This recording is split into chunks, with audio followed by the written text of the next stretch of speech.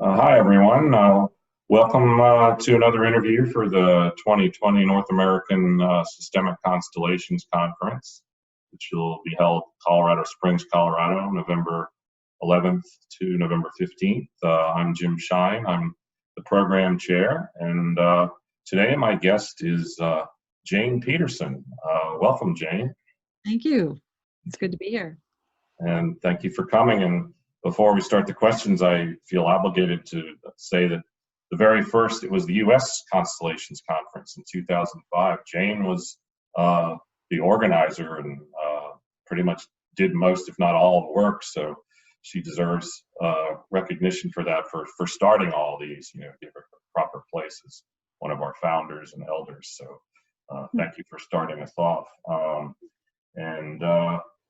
Can you just describe, I know you've been in the field quite a while, and you are one of the elders, outside of the conference as well. So how did you get involved with it, and why is it a passion for you?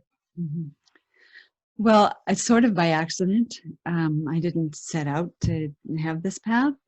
I was at a different training, and the trainers at that training had met Bert, and they were saying, Bert Hellinger, he's like the Milton Erickson of the psychotherapy world. And I'm like, well, I really appreciate Milton Erickson. It's learning hypnosis and all that.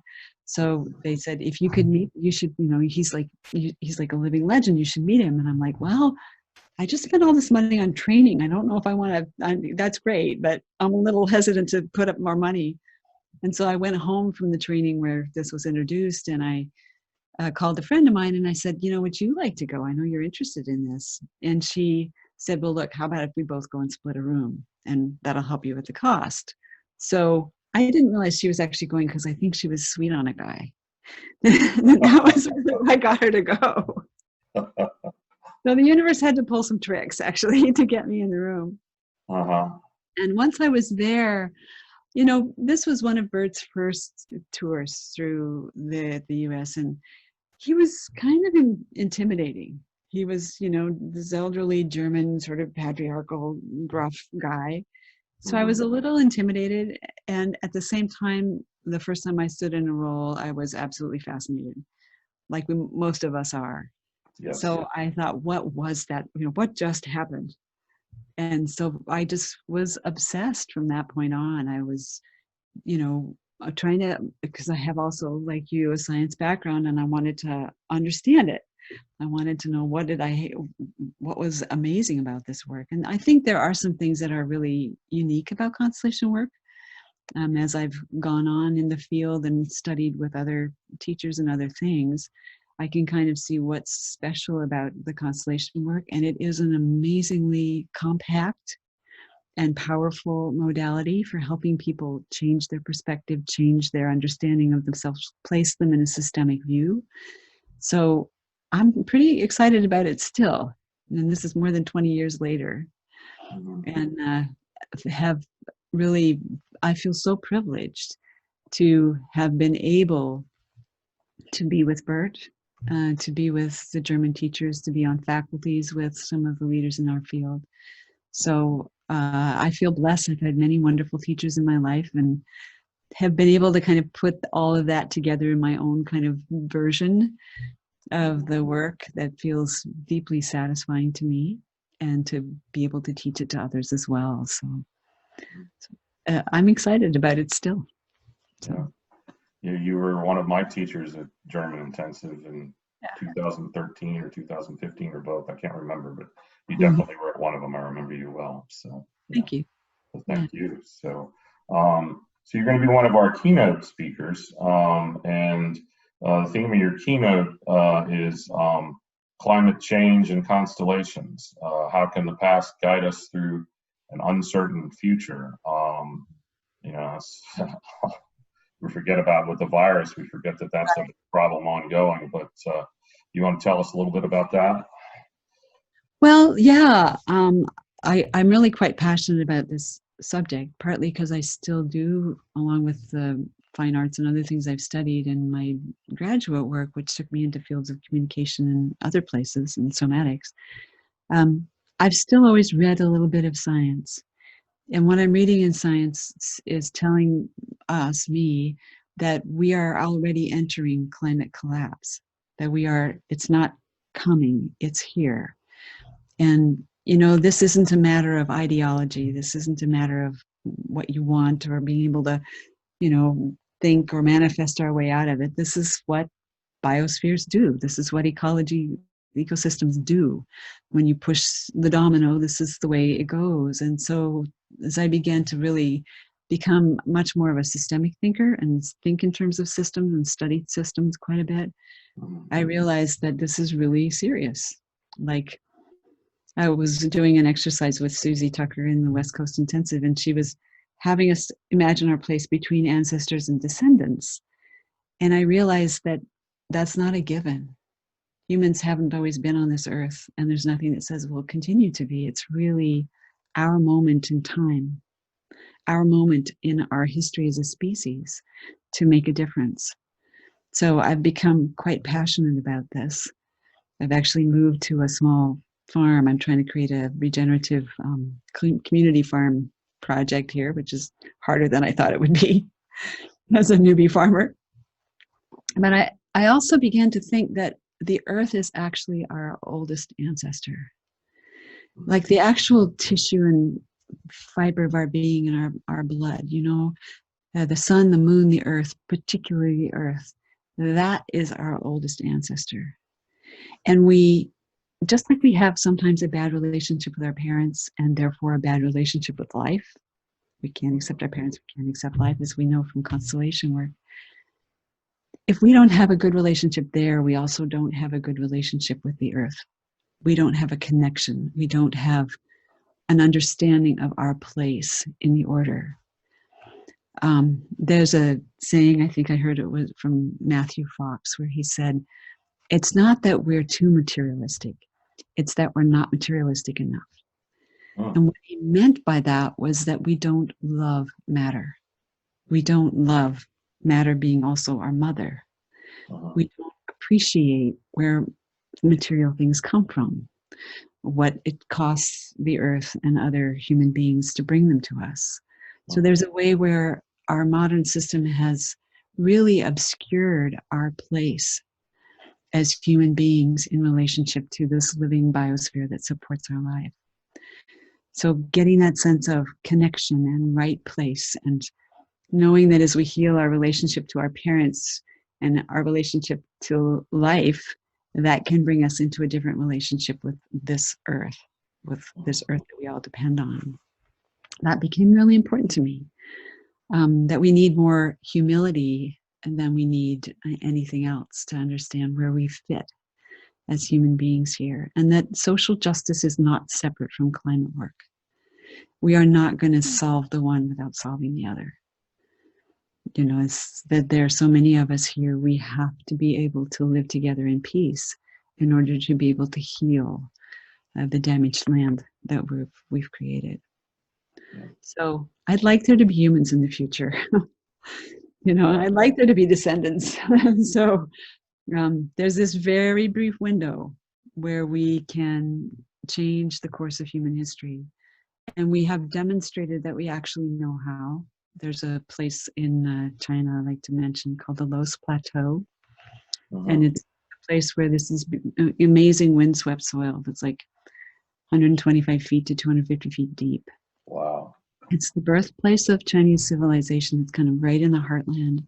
And it had become so degraded from overuse, and the people that were living there were really poor. And, it's this kind of mountainous terrain with these river valleys, and the soil was just flooding down the rivers and causing lots of problems. And the Chinese government decided that they were going to address that, and they used permaculture principles and regenerative principles, and they went in and employed the people that lived there. They engaged them in the process. It sounds actually very democratic for a communist country, the way they did it. Actually changed the whole ecosystem. They restored that landscape. It's a huge area. So it's not that we can't do it. We know what we have to do to actually rebuild these landscapes in many ways. It's getting our human systems and our people, relational people, how we think of each other, and whether we're white or black, or separating ourselves in divisions that are only undermining our ability to face this challenge. It's getting us to work together to do something that is going to have a really long-term impact. So that's why I'm really passionate about climate change. And I'm really passionate about constellations as a tool in terms of helping us understand our place in relationship to this living biosphere, heal the wounds that keep us in trauma and keep us separate from each other, and help us really be able to be in a space of not knowing and yet collaborating, co-working with nature. So I think it's a great approach to help people not go through the usual fear of, oh my gosh, the end is coming, but how can I be engaged? How can I reconnect? Where are places that I as an individual can take action? So that there can be hope. Sounds good. Yeah, it's certainly as topical as you can get. At the end of the day, we're all on the same side. People forget that. So, right. And you're doing a workshop, the same basic title, Climate Change and Constellations. Anything you want to add about the workshop that might be a little different from the keynote? Well, I think one of the things that happens as human beings when we're confronted with such a big problem is that we can go into grief and fear and get immobilized. It's like, where do I even start on this? And, I think if we really get quiet and we can feel where the knowing field connects us to life, we feel that the human future is a little shaky. Most of us can feel that underlying anxiety that we kind of try to push away through different means. So it's easy for us to get immobilized and not be able to act. And right now, this is the time for action. So I want in the workshop to explore how to deal with our grief, because we've already lost many species. We've lost homelands. We've lost fires. I mean, there's a lot of things that are happening right now, tornadoes, storms, to deal with our grief, to deal with the fact that we are not going to go back to the climate we've had. Already more than 50% changed it.